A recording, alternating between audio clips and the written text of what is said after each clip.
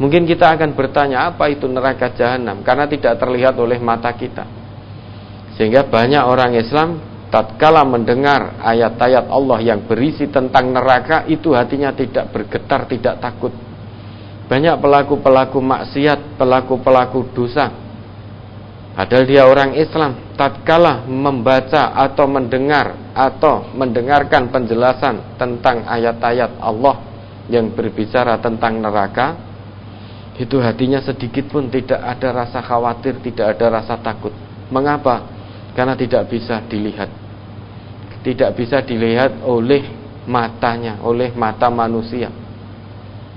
Andai kata neraka itu bisa dilihat, sebagaimana yang Allah tanyakan kepada malaikat dalam sebuah hadis ini yang panjang ini, fahal ra'au nari, apakah mereka hamba-hambaku itu pernah melihat nerakaku? Kok memohon ampun, memohon perlindungan kepadaku dari nerakaku? Jawab malaikat, la, mereka belum pernah melihat nerakamu wahai Allah. Tetapi mengapa? Seandainya mereka melihat betul-betul nerakamu wahai Allah, pasti mereka akan lebih giat lagi memohon ampunan kepadamu. Mereka akan lebih sungguh-sungguh lagi untuk lari daripada nerakamu. Andai kata itu terlihat oleh mata kita, mata manusia ini, bagaimana dahsyatnya neraka Allah, tentu tidak ada sedikit pun terlintas dalam benak kita untuk bermaksiat kepada Allah. Namun itulah yang namanya iman.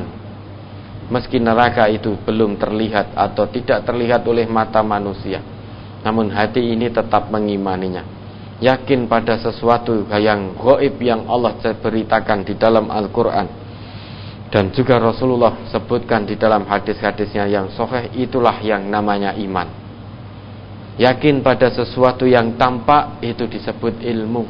Maka sekalipun kita belum bisa atau tidak melihat neraka dan surga, tapi sebagai orang yang beriman kepada Allah, kita yakin betul, kita iman betul bahwa surga dan neraka itu nyata adanya.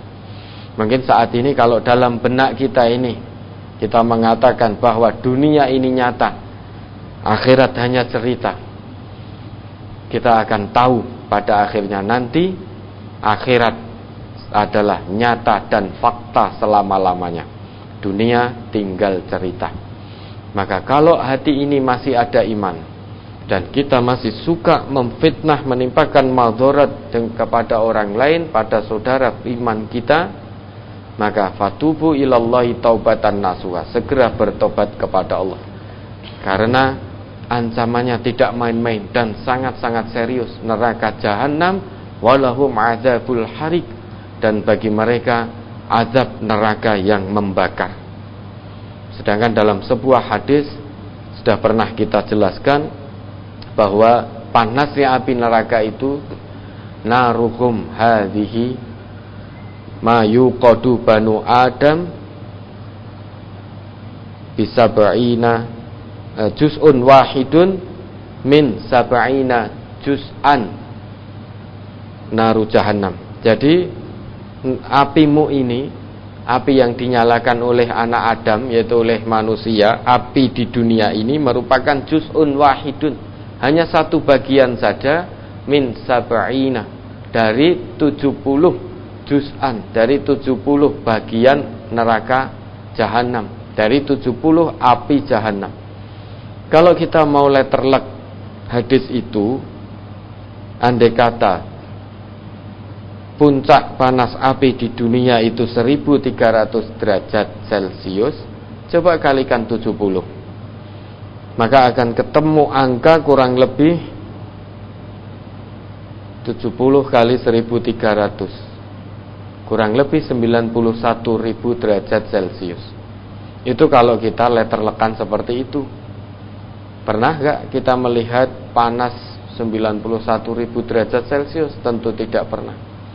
Wong dulu beberapa tahun yang lalu ketika Merapi meletus membawa hawa panas yang namanya wedhus gembel, itu suhu panasnya aja hanya 600 derajat Celcius, belum 1300, baru 600. Itu sudah memporak-porandakan, menghanguskan segalanya. Belum 1300 puncak suhu panas api di dunia.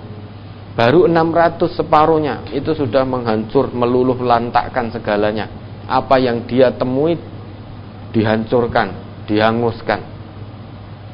Lah bagaimana kalau suhu itu sebuah api membakar diri manusia, membakar tubuh manusia, suhunya 91.000 derajat Celcius.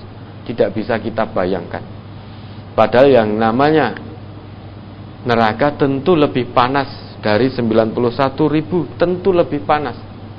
Karena biasanya orang Arab itu untuk menunjukkan sesuatu yang banyak itu menggunakan bilangan-bilangan 7, 70, 700. Tetapi tidak harus berarti 7 letterlek, 70 letterlek, tidak. Bisa lebih panas daripada itu, bisa lebih banyak.